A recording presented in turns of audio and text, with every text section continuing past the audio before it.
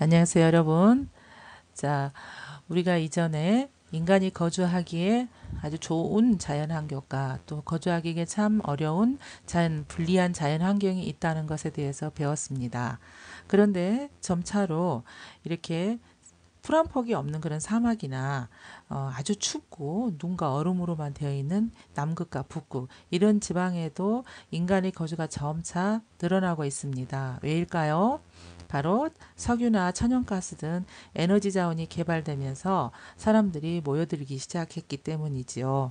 또한 1년 내내 날씨가 더워서 되게 살기 힘들다고 생각했던 열대기후 지역에서도 산림 자원을 개발한다 할지 관광 산업 발달로 인해서 인구가 점차 늘어나고 있는 상황입니다.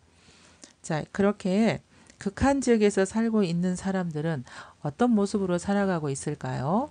그리고 또한 현대에 와서야 들어가서 산 사람들이 있는가 하면 원래부터 그곳에서 살고 있었던 원주민들의 생활도 있겠지요. 이런 사람들의 생활 모습을 자연 환경 조건하고 연결지어서 생각해 보는 그러한 수업이 되겠습니다. 그리고 또한 그들은 우리하고는 다르게 살아가는 모습을 보여주겠지요. 그런 사람들에 대해서 또한 이해와 존중의 태도도 가져야 할 것입니다. 자, 그럼 극한 지역 중에 하나인 열대기후 지역에 대해서 알아봅시다. 이 열대 지역은 우리가 흔히 열대 우림 지역이라고 합니다. 우는 비우자이고 림은 수풀림자입니다. 그러니까 굉장히 비도 많이 오고 수풀이 대단히 우거졌다는 뜻이겠죠. 자, 이 지역의 특징은 대단히 덥고 대단히 습합니다. 왜냐하면 1년 내내 기온이 아주 높고요. 또 1년 내내 비가 아주 많이 내립니다. 자, 이렇게 비가 많이 내리는 이유는 대단히 강한 햇볕을 받는 곳입니다. 적도 부근이기 때문이지요. 1년 내내 강한 햇볕을 받아요. 햇볕을 받으면 공기가 아주 빨리 뜨거워집니다. 그러면 공기는 뜨거워지면 위로 상승하게 돼요. 그런데 이곳은 굉장히 비가 많이 내리기 때문에 공기가 저 혼자 올라가는 게 아니고 많은 물방울들을 같이 가지고 올라가게 됩니다. 이 올라가면서 물방울들은 서로 합쳐지게 되고 그래서 구름을 형성하지요. 더 이상 구름들을 공기가 가지고 올라갈 수 없을 정도로 이 구름이 무거워지면 구름은 물방울이 되어서 지상을 향해서 내려오게 됩니다.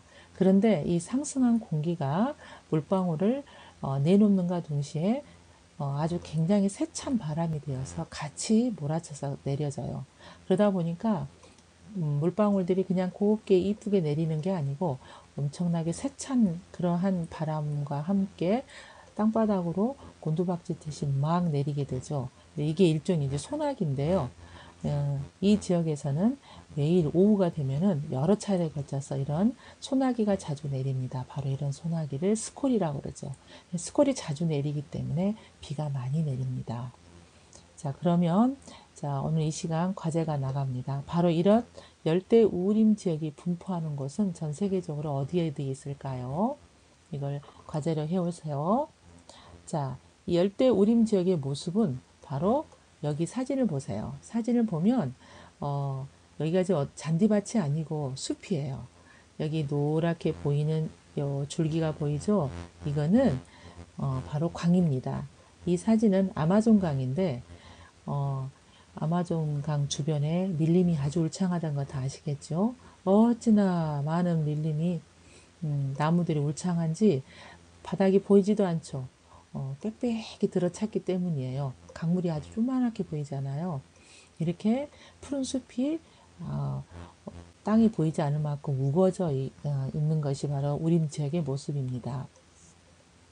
이 지역의 나무는 우리가 흔히 상록 화렵수림이라고 합니다. 상록이라는 것은 1년 내내 항상 푸르다, 즉 항상 상자에다가 푸를 녹자입니다. 화렵이라는 것은 너무나 많은 나무들이 빽빽하게 우거져 있기 때문에 잘못하다가는 위에서 내리는 햇볕을 받을 수가 없겠죠. 나무가 햇볕을 받지 못하면 광합성을 못하기 때문에 살 수가 없어요. 그래서 되도록이면 잎을 활짝 이렇게 되도록이면 넓게 이렇게 키워가지고 많은 햇빛을 받아들여서 광합성을 해서 아주 튼튼하게 자라고자 합니다. 그래서 잎을 활짝 폈기 때문에 잎사귀엽자 나무 수자를 써서 화렵수라고 부릅니다. 여기 동물, 예쁜 동물 한 마리 보이죠? 자, 나무가 워낙 빽빽이 들어차 있기 때문에 숨을 곳이 대단히 많아요. 그래서 이 밀림 지역은 대단히 다양한 생물이 존재합니다.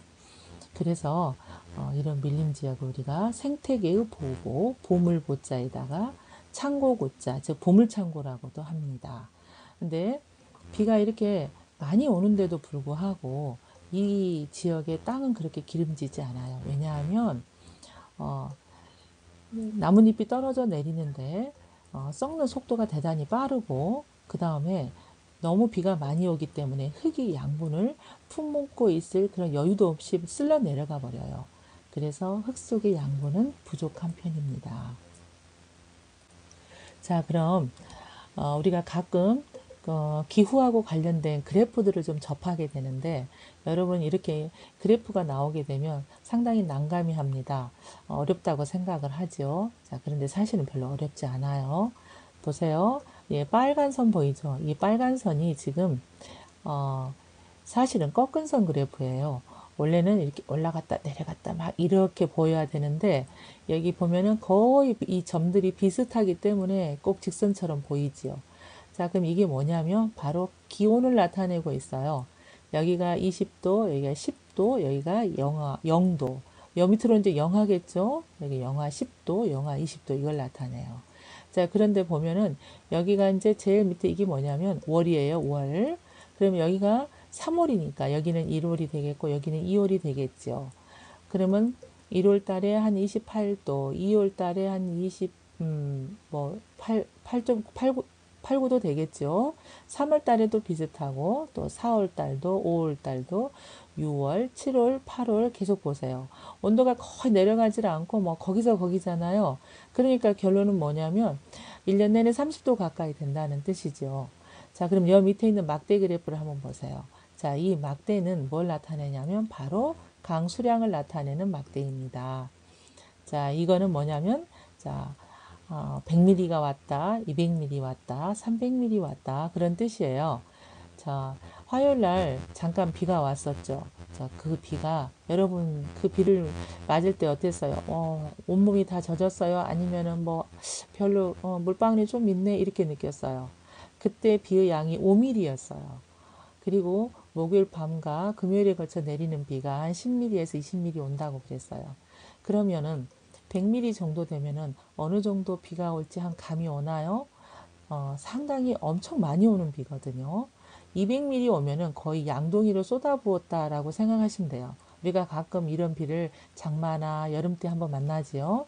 자, 그러면 1월달 봅시다. 1월달을 보니까 거의 한 170 정도 오지요. 2월달은 한 150, 3월이 되니까 200mm가 넘어가요. 210mm는 되겠죠. 4월이 되니까 세상에 300mm가 가까이 돼요. 그러면 얼마나 비가 많이 온다는 소리겠어요. 그 다음에 5월달이 되니까 또 한 200mm 가까이 한 190 정도 되고, 6월달은 좀 적지만 그래도 한 120은 되죠. 7월달, 8월달, 9월달도 200mm 가까이 되고, 10월달은 되니까 300mm가 가까워져요. 11월은 더 많아요. 12월도 200mm 가까이 와요. 그러니까 사실상 1년 내내 100mm 이상이 온다는 거예요. 그러면 이건 비가 정말로 억수로 온다는 거거든요. 이렇게 비가 많이 오는 기후를 나타내는 거죠. 자, 비는 많이 오지요. 기온은 높지요. 자, 기온이 높고 덥고 그 다음에 비가 많이 온다, 습하다. 바로 열대 우림 기후를 나타내는 그래프가 되겠어요. 이해하시겠어요? 옆에 있는 사진은 바로 우림 지역의 모습입니다. 어때요? 숲이 엄청나게 우거져 있죠? 자, 여기 옆에 있는 요 조그마한 사진은 강물에서 올려다본 산의 모습이에요. 어찌나 우거졌는지 빈틈이 보이질 않죠. 빈틈이 하나도 없어요. 어찌나 우거졌는지. 바로 이러한 모습을 가지고 있는 게 바로 열대 우림 지역입니다. 자, 다음은 바로 이런 이 지역에 옷 입는 거, 먹는 거, 집은 자, 어떤 모습을 하고 있을까요? 자, 이 지역은 대단히 교통이 불편합니다. 왜 그런 줄 아시겠죠? 워낙 밀림이 빽빽하기 때문에 다른 지역과 서로 왕래하는 게 쉽지가 않아요. 그래서 이 지역에 이 밀림 속으로 들어가거나 또는 나가고 하는 것조차도 어렵기 때문에 대부분이 사람들은 이렇게 고립되어서 자기들끼리 이렇게 살아가는 모습들을 많이 보이고 있어요. 어, 원주민들이 이렇게 살아간다는 말이죠. 이제 현대의 어떤 경제적인 이유 때문에 들어가서 사는 경우는 조금 다르겠죠. 길을 만드니까요. 자, 이 사람들은 필요한 이 원주민들은 자신의 삶에 필요한 모든 것을 숲에 가서 얻어요. 그래서 자연 환경에 순응하는 대단히 단순한 생활 방법을 가지고 있습니다. 그러니까 뭐가 먹고 싶으면 숲에 가죠. 또 고기가 먹고 싶으면 숲에 가서 동물을 사냥하고 막 이렇게 사는다 그 말이에요. 자, 그럼 먼저 옷을 보겠습니다. 옷은 대단히 간편하게 입어요. 더우니까 뭐 많이 입을 건 없겠죠. 여러분도 여름이 되면 옷을 많이 안 입잖아요. 그나마 또 비가 많이 내리기 때문에 옷을 또 겹겹 입을 수도 없어요. 이분을 보세요. 이분은 뭐 허리 아래만 입고 있죠. 부인을 보세요. 부인도 옷이 잘 안 보이죠. 또 여기 엄마하고 아이가 있는데 이 엄마도 또 허리 아래만 이렇게 입고 있죠. 이렇게 단순하게. 또 이렇게 별로 그렇게 많이 가리지 않고 또 두껍지도 않은 그런 옷을 입습니다. 자, 그러면 음식은 어떻게 하냐면 너무 쉽게 상하니까 조금이라도 좀 오래 유지하기 위해서 대부분이 기름에 튀기거나 또는 향신료를 다량으로 넣어서 사용합니다. 향신료는 일종의 천연 양념이에요. 그러니까는 우리나라에서 먹는 고추나 뭐 마늘, 생강 이것도 사실은 향신료입니다. 그런데 이제 외국 사람들이 좋아하는 향신료는 여러분 다 알고 있는 후추가 아주 대표적이지요. 후추 외에도 음, 뭐 바질이나 파슬리 또는 그 우리가 흔히 뭐 시나몬이라고 부르는 계피, 뭐 로즈마리, 오레가노, 여러분 잘 알고 있는 그 카레 있죠. 그 카레 가루도 사실 향신료예요. 향신료의 종류는 몇천 가지가 있어요. 그 중에서 몇 가지를 이렇게 전시를 해놨어요. 여기가 이제 인도에 가면은 이런 가게의 모습을 찍어 놓은 거고, 여기는 이제 유럽 사람들이 워낙에 향신료를 좋아하기 때문에 유럽에 있는 향신료 가게예요. 언뜻 보기만 해도 종류가 대단히 다양하다는 걸 알 수 있겠죠. 자, 그 다음에 가옥은 대단히 단순합니다. 그리고 다 뚫려 있어요, 사방이. 왜냐하면 더우니까 가리면은 너무너무 실내가 더워지겠죠. 그래서 조금이라도 시원하게 하기 위해서 다 개방이 되어 있고 문이 별로 없어요. 여기 보세요. 창문에 문이 없죠. 또 여기 들어가는 문인데 문이 없잖아요. 그 다음에 이 지붕의 경사를 보세요. 대단히 급하지요. 여기도 이렇게 보면 이렇게 대단히 급하지요. 왜 그러겠어요?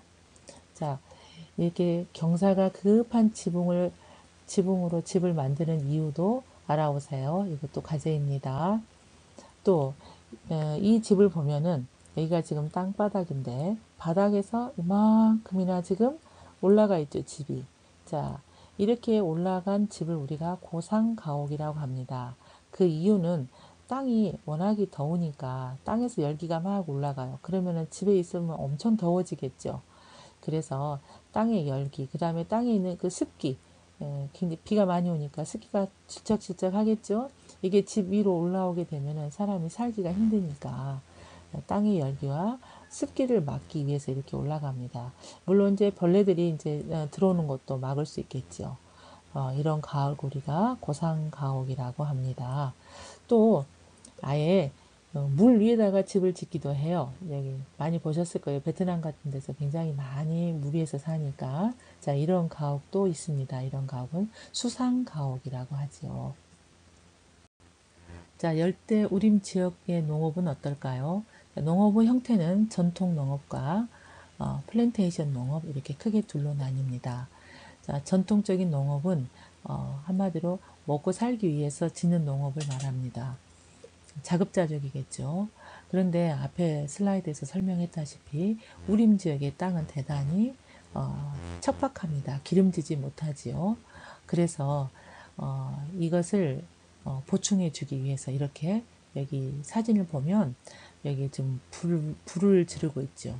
이게 나무를 좀 잘라낸 다음에 이 지역 잎들이 이렇게 불을 피워서 숲을 태우는 겁니다. 그러면 뭐 재랄지 이런 것들이 양분이 되지요. 그래서 여기다가 이제 농사를 짓게 돼요. 그런데 양분이 오래가지 못하기 때문에 길어야 한 3년, 2, 3년밖에 농사를 못 지어요. 그러면 이 지역을 떠나지요. 그래서 다른 지역을 또 이렇게 개간을 해서 또 불을 내서 농사를 짓고 또 몇 년 지나면 또 이렇게 또 딴 데 가서 또 이렇게 하고 아니 밀림이 많이 파괴되겠지요. 농사는 2, 3년이지만 이 정도 나무가 자라려면은 10년, 20년 걸리니까 이런 농업을 계속하게 되면 숲이 파괴되게 됩니다. 자, 이렇게 옮겨가면서 불을 질러서 밭을 만드는 농업을 우리가 뭐라고 하냐면 이동식 화전, 불화, 토지전, 밭전, 그래서 화전 농업이라고 합니다. 여기서 재배하는 것은 대부분이 카사바나 얌입니다. 이게 바로 이제 카사바인데, 덩굴식물이에요. 뿌리식물이죠. 카사바가. 이것을 쪄가지고 껍질을 벗기면 이렇게 돼 있어요. 꼭 고구마 같지요. 맛도 고구마하고 비슷하답니다. 그 다음에 얌을 이렇게 절반 자르면 이런 식이 돼요. 우리나라 마 혹시 아세요? 그 생마, 마하고 좀 비슷해요. 감자 맛이 좀 나는데 감자는 약간 이렇게 우통불도 약간 동근데 이건 길쭉하니까 상당히 긴 감자가 해당되겠죠. 맛은 감자하고 비슷하답니다. 이게 양입니다. 다음은 이제 플랜테이션 농업입니다. 이 플랜테이션 농업은 대규모로 선진국의 기술을 가지고 기술과 그 다음에 바로 그런 사람들이 가지고 있는 게 돈이 많겠죠. 그래서 돈이 많은 걸 우리가 자본이라고 그래요. 이런 기술과 자본을 들여서 대규모 농장에서 이 지역 사람들을 우리가 이제 원주민이라고 했을 때 원주민을 일을 시켜가지고 농사를 짓는 걸 말합니다. 이 농사의 목적은 먹기 위해서 짓는 게 아니에요. 작물을 재배해서 팔기 위해서 농사를 짓지요. 여기서 짓는 작물로는 대표적인 게 카카오, 기름야자, 고무, 바나나. 이제 바나나는 다 잘 아시겠죠? 자, 카카오는 바로 나무에 달려 있는 모습이 자 이렇게 이 모습입니다. 아주 예쁘지요? 이 카카오를 반으로 자르면 이렇게 씨앗들이 보이는데 씨앗들을 말리면 이렇게 됩니다. 이 씨앗들을 가루를 가공한 게 여러분 좋아하는 초콜릿이에요. 자, 그러면 기름야자는 뭐냐면 바로 이런 나무에서 이런 이제 나무가 기름야자 나무예요. 여기 열매 보이죠? 이 열매가 바로 이겁니다. 상당히 작은 알갱이들이에요. 콩보다는 좀 크겠지만 이런 알갱이를 이렇게 반으로 쪼개면 안에 이렇게 씨가 있고 겉에 이렇게 과육이 있어요. 이를테면 우리가 좋아하는 과일이겠죠. 이 두 가지 다 꼭 짜면은 기름이 나옵니다. 이 기름은 우리가 팜유 그래가지고 굉장히 고급스럽게 많이 쓰는데 이 오일, 기름을 어디다 많이 쓰냐면 화장품 아시죠? 뭐 오일 제품에 해당되겠어요.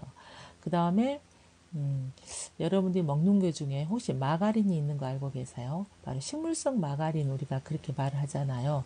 이 마가린의 주 원료입니다. 기름야자가. 그리고 고급 비누 아주 좋은 비누의 주 재료이기도 하죠. 이런 걸 만드는 원료가 기름야자 나무에서 나와요. 그 다음에 이제 고무나무 아시죠? 이제 나무가 이렇게 있으면 나무에다 상체를 내면 상처기를 저기 고치려고 상처를 치료하려고 여기서 하얀 액을 이렇게 내놓습니다. 이걸 받아다가 곰으로 이용하는 거예요. 이런 천연 곰은 워낙 귀하기 때문에 엄청 비싸지요. 바로 이런 것들을 재배하는 그러한 농업을 플랜테이션 농업이라고 해요. 그러니까 선진국의 아주 좋은 그런 기술과 선진국들이 갖고 있었던 그런 자본들을 가지고 대규모 농장을 만들어서 원주민들은 노동력을 이용해서 짓는 농사를 말합니다. 자, 이런 플랜테이션 농업은 바로 굉장히 큰 문제점이 있는데 이것도 과제가 되겠어요. 플랜테이션 농업의 과제, 즉 이 농업은 어떠한 문제점을 갖고 있는지 전부 알아보세요.